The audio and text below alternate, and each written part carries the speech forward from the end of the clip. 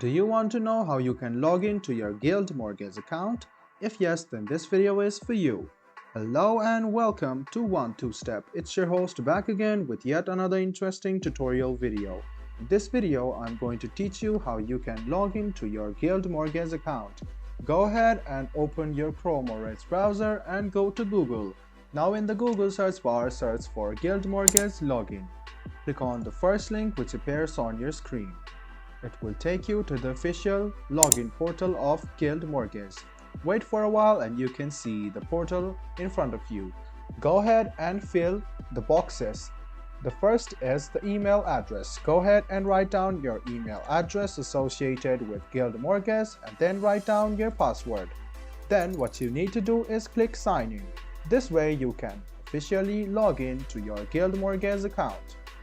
I hope this video about how you can log into your Guild Mortgage account was helpful for you. If you still have any kind of confusion, please do mention us on the comment section down below. Like the video, subscribe to the channel and do hit the bell button for more. Hope to see you in the next video as well. Until then, goodbye, take care and make sure you enjoy.